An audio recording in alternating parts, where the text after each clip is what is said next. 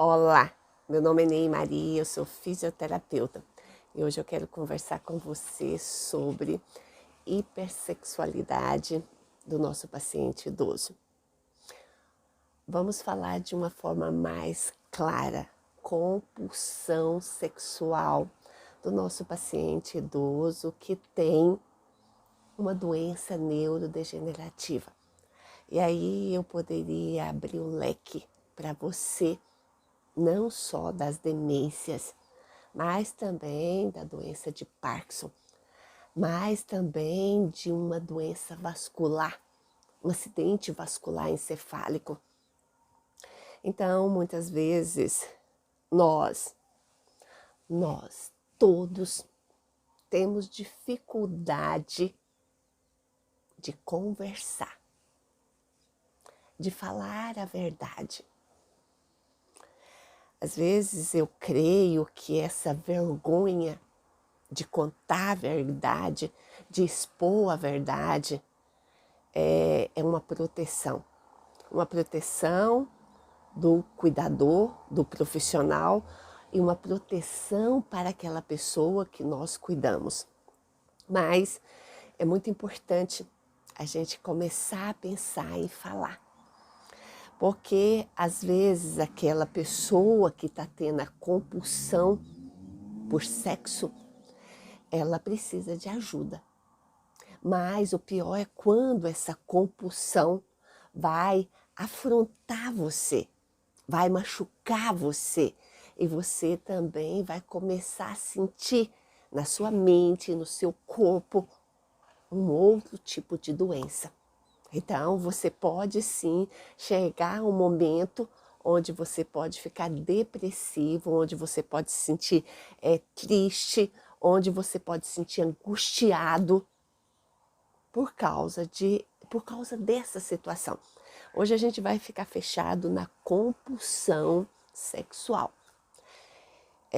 Tem vários tipos de compulsão por gasto, compulsão por doce, compulsão por caminhar, compulsão por várias coisas, mas eu quero falar sobre isso porque isso afeta muitas famílias que têm um paciente, na maioria das vezes com demência, mas também pode ser, eu não falei, mas pode ser o Parkinson,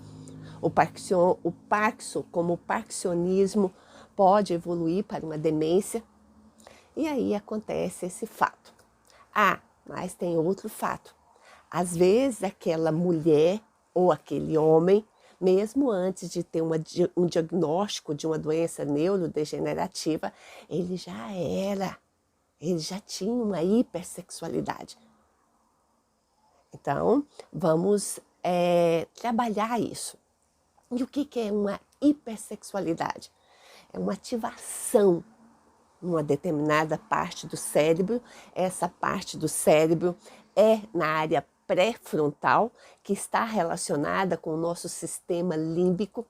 Esse sistema límbico é responsável pela parte sexual e emocional. Então, quando nós temos uma relação com a doença mesmo, vai chegar ali onde os estímulos podem estar muito bombeados ou por uma morte mesmo neuronal, o paciente venha a alterar o comportamento. Tá. E isso se dá por quê? Se dá por quê?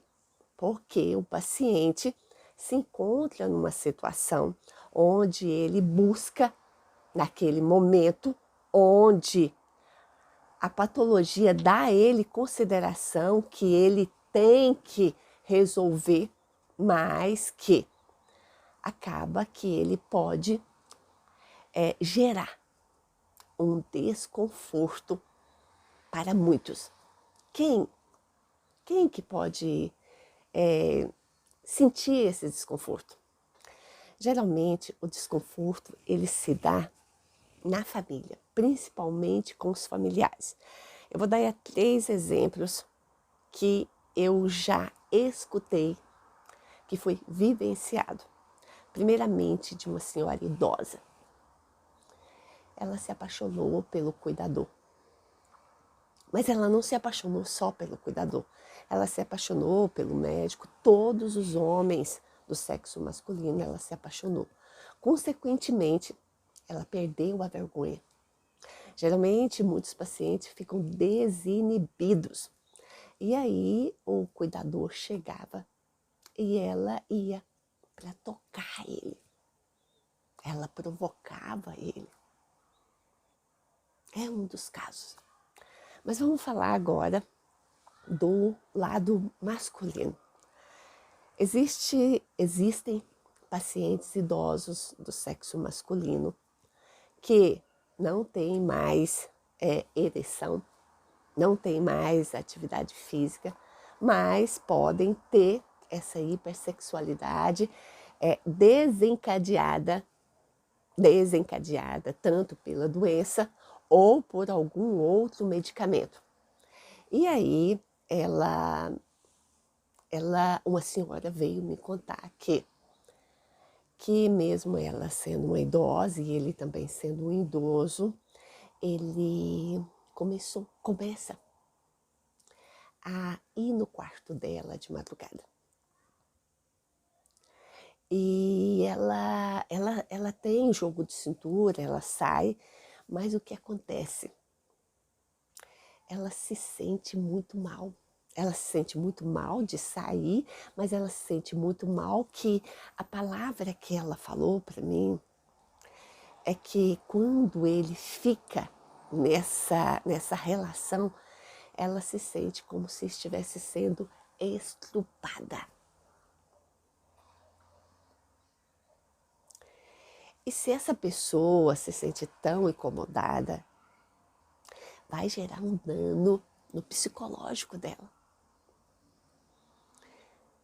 Eu já vou para essa senhora, né, para você que talvez passa por uma situação dessa.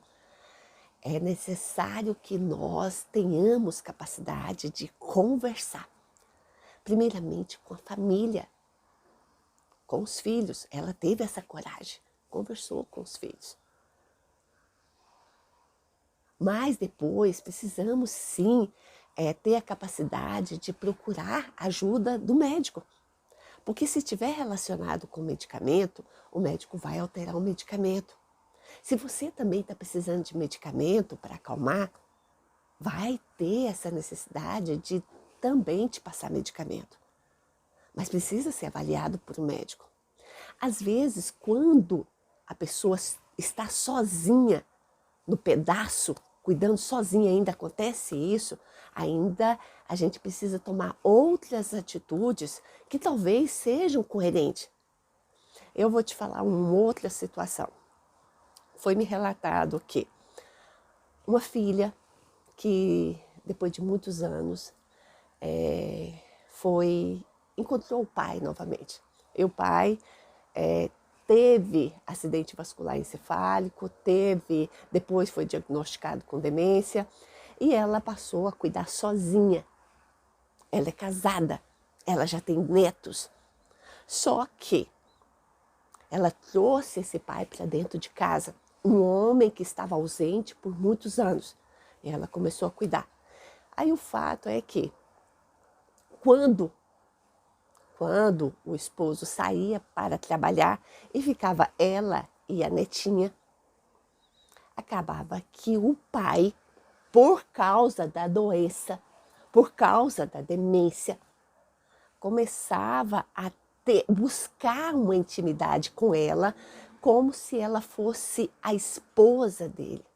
Olha que choque, olha que afronta. Então, quando ela entrou em contato comigo, ela estava em pânico, dava para ver na escrita dela, no que ela falava, que ela estava em pânico. Acabou que ela foi no Sistema Único de Saúde e procurou ajuda. E ali ela teve todo o amparo recebido. Ela foi no assistente social falou que precisava de um psicólogo. Do psicólogo, né, ela precisou sim do Ministério Público para ver, porque ela estava cuidando sozinha e com esse fator. E o Ministério Público também atuou fez o que precisava falar ou inserir. Acabou que, na verdade, ela conseguiu digerir tudo isso, ela conseguiu trabalhar tudo isso e ela resolveu a situação no decorrer dos dias, onde o pai dela foi medicado e ela equilibrou a situação. Tá, voltando, o que nós precisamos fazer? Nós precisamos falar. Nós precisamos falar sobre o assunto. Nós precisamos estar preparado para essa situação. Então, eu, fisioterapeuta, você, cuidador familiar, que mais pode, passar por essa situação, você, neto, você, filho, você que cuida, qualquer pessoa pode passar por isso, mas sempre com a noção que ele está com a doença. E se ele está com a doença, nós precisamos estar no controle. Nós precisamos ter uma via de escape. Nós precisamos saber falar não. Nós precisamos, sim, saber falar não com educação. E às vezes, quando envolve uma filha, netos, ou a comunidade, porque você sabe que seu pai ou aquela pessoa está nesse processo, porque é uma fase, vai passar essa fase. Nesse processo, é interessante você proteger ele. É importante que você não venha levar ele para o supermercado, porque às vezes pode acontecer ali no supermercado. É importante que, se você tem, eu estou falando se acontecer isso, se você tem certeza que é isso, é importante você manter uma determinada distância. Isso é para ajudar ele, é para você se proteger. Tudo é importante porque isso vai te dar o equilíbrio da situação. Mas você precisa estar preparada. Você precisa falar sobre a situação. Você precisa expor a situação. Como eu falei, é uma pirâmide. Primeiro fala com o familiar, depois converse com o médico, depois vá para um psicólogo. Necessita da comunidade, necessita de mais pessoas? Vá, não tenha vergonha. Nós precisamos falar mais sobre as condições e complicações que acontecem com o nosso paciente que tem doenças neurodegenerativas. Mas tem outras complicações. E com os nossos pacientes que têm demência, muitas complicações precisam ser amparadas com o propósito de saber, pode acontecer comigo, então eu estou preparada. Você está no controle. Essas são as minhas orientações, principalmente para você familiar, que pode sim se deparar com essa situação. E não se esqueça, ele não tem culpa. Tudo é por causa da doença. Muito obrigada. Eu estou com o canal no YouTube, Neí Maria Garcia, Humanizando Vidas. Inscreva-se no meu canal. Compartilhe a sua vivência. Compartilhe a sua dor. Compartilhe o seu dia a dia. Para que nós todos possamos falar, conversar, sem medo de expor as nossas dores. Eu te espero no próximo vídeo.